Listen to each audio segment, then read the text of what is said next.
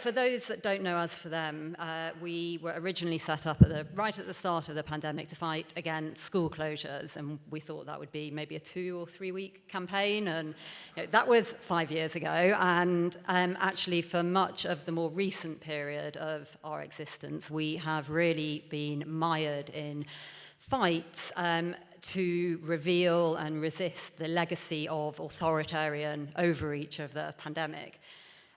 So as far as I know, we're the only group to have instilled a modicum of accountability to the pharmaceutical companies. We've had successful cases against both Pfizer and Moderna in the UK, as you've heard.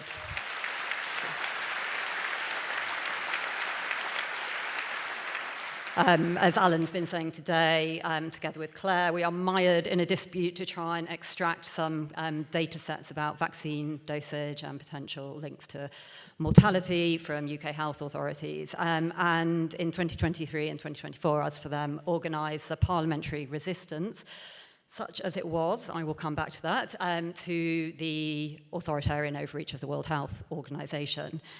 And a few years back, I had the pleasure of interviewing Jay for a book that I was co-authoring at the time, and words that he spoke really stuck with me, actually, because what Jay said was that if we were to allow the precedent of our pandemic response to become the blueprint of how we deal with pandemics going forward, then liberal democracy would be dead.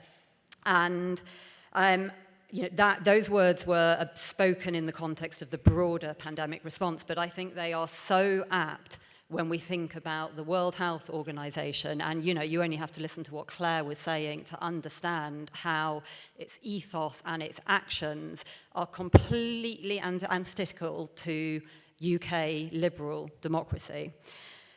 Now, the pockets of parliamentary resistance that we managed with difficulty to rally against the World Health Organization were never going to be enough to stop the juggernaut, particularly in the light of the general election. And as many of you will know, the pandemic treaty and the IHR have now been adopted by the UK. That episode and our involvement in it left me with a profound impression of the extent to which Parliament, that ultimate protector of liberal democracy in the UK, had, like so many of our other institutions, fallen.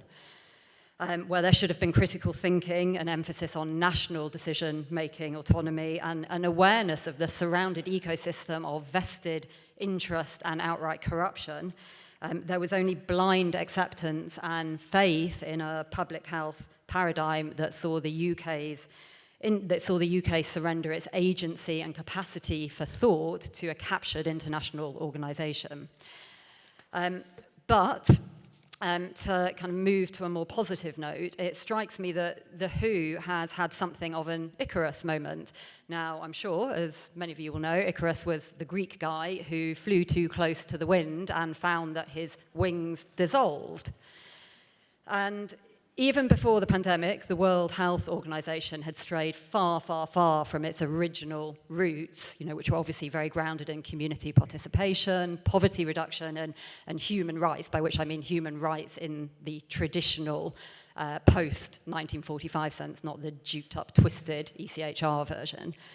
The moment the mask fully slipped, though, was during the pandemic, first with its mismanagement of the pandemic, and then, of course, coming out of that period with its proposals for a new pandemic management architecture.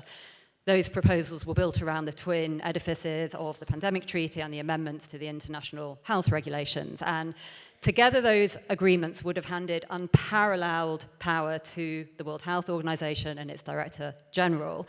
And they had such haunting potential to override foundational principles of liberal democracy, free speech, medical ethics, human rights, that many of us, myself included, viewed them as a form of modern-day medical fascism. The extremity of those documents galvanized resistance and ultimately, as we know, has left to the US leaving the organization. And whilst the UK hasn't left, I think it is worth stressing that the version of the documents that will be adopted by the UK are much watered down from their original incarnations. So Icarus might not yet have expired, but he flounders, seriously wounded.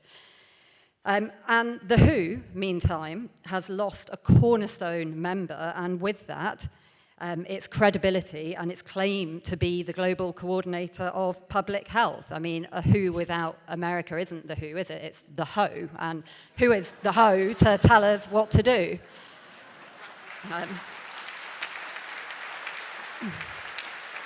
And, you know, I think many of us would accept that a degree of international collaboration in public health is probably a good thing, but we now need to look to different models as to how we go about that. So there are plenty of models out there which do not require the creation of a self-servicing bureaucratic monster, nor do they trample over core principles of liberal democracy.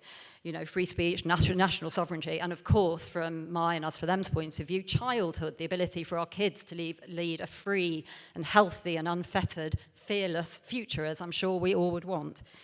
So we also have here, one hopes, the prospect in the pipeline of a bold and courageous, reform-led, dare I suggest, government, and that's obviously gathering steam, and it gives us a real chance to look afresh at how we do collaboration in international health, and how we do that is in a way that is consistent and does not grind against the principles we hold dear. That is, I believe, what we must now do. Thank you. Thank you, Alan. Thank you.